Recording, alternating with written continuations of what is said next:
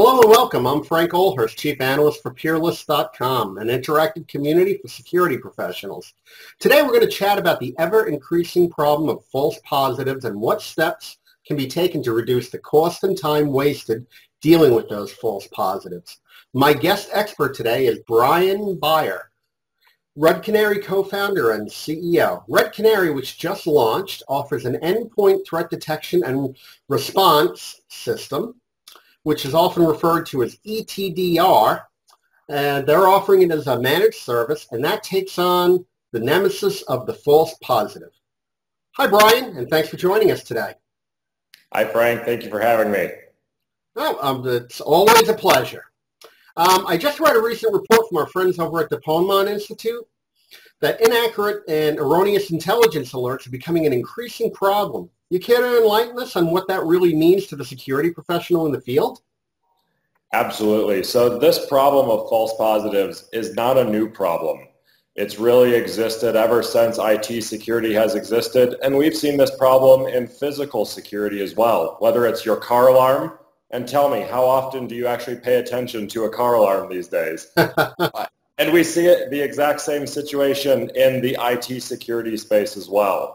You know, these problems, they cost us a lot of time, they waste a lot of our efforts, and in many cases, like we saw with the Target breach, they can have really devastating consequences when we miss a true positive amongst the noise. Wow. Sounds like those false positives are a real problem for today's IT security folks, especially with how burdened they are with making sure real threats don't get through. What's causing these false positives? You know, the real root cause of a lot of the false positives in IT security is that in order to detect the threats you want to detect, you have to cast a very wide net. And that, by definition, means you're going to bring in a lot of false positives. And you need a human in the loop in order to get those out of the way. I guess it's sort of like accidentally catching the dolphin in with the tuna in the net, huh? That's exactly right. So what are some of these more common false positives that are going around today? You know, what we see, especially at Red Canary, that is one of the most challenging types of false positives to eradicate, is those around suspicious activity. Right, the false positive rate around malware and unwanted software can be pretty low if you have the right products and the right process. But when you're trying to differentiate between your employees performing normal activities for their job and a malicious actor compromising their account and doing something nefarious, that's an area where it's especially hard to tell between the two. So it's quickly becoming about preventing these false positives. And I guess, you know, how can you really be sure that a false positive is really a false positive and not kind of a sophisticated threat hidden behind a false positive? I mean, with these advanced persistent threats, you know, flooding everybody's systems today, I mean, I'm not comfortable saying that, well, yeah, this is okay, this is a false positive, and this isn't. You know, what's kind of the litmus test? I mean, and why is it so hard to do this? You know, it's really hard because a very good attacker is going to look extremely similar to what your employees are doing every day. And that makes the litmus test a very big challenge.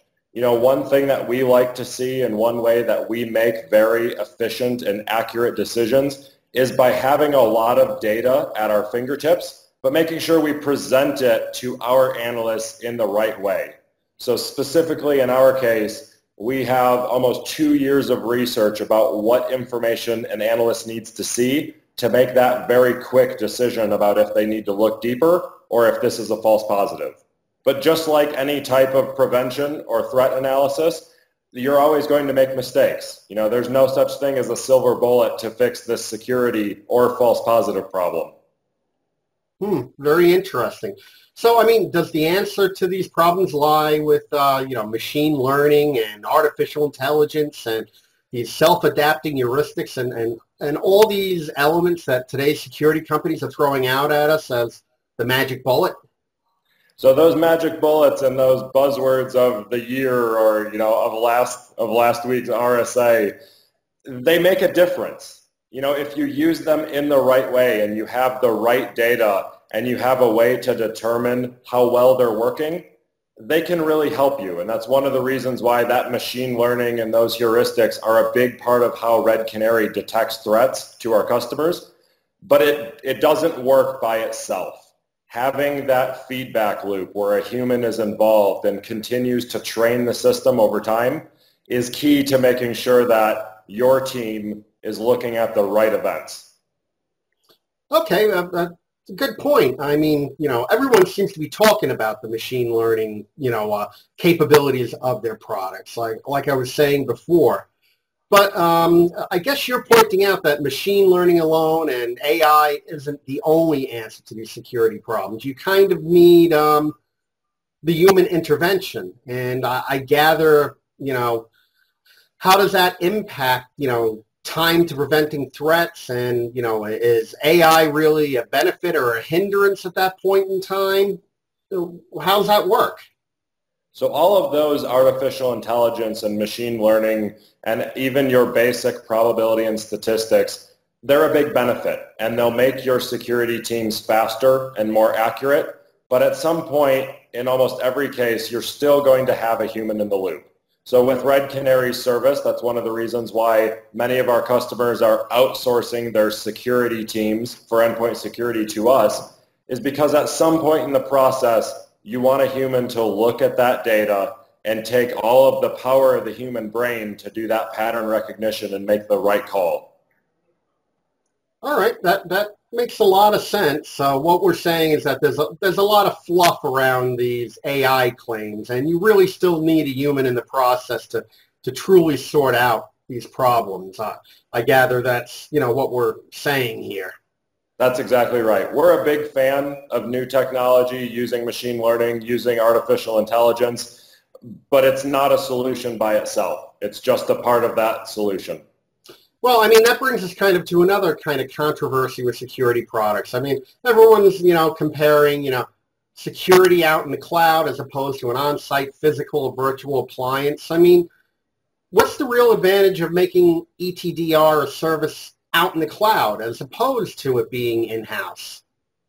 So that's a great question that we hear from our customers a lot. And from Red Canary's perspective, the real benefit and why we run this in the cloud is because it allows us to very quickly share very relevant threat information across our customers, so that when we detect a threat to one of our customers, every of our other customers is defended against that threat immediately. And that very fast sharing of data for detection without ever sharing any confidential customer information is a huge win for responding to and detecting threats very quickly.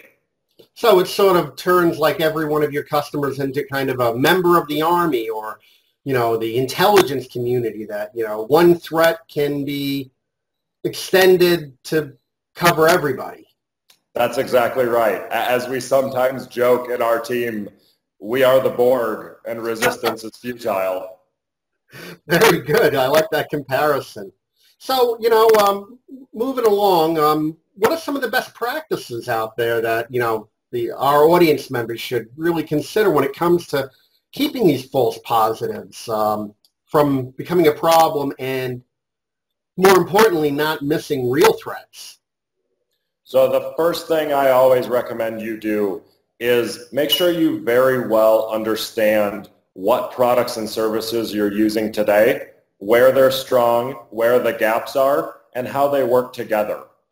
Key to knowing what might be a false positive and what might not is understanding what products you have that are going to create false positives and how you might be able to integrate them together and correlate that data so that you know when something is actually a real threat.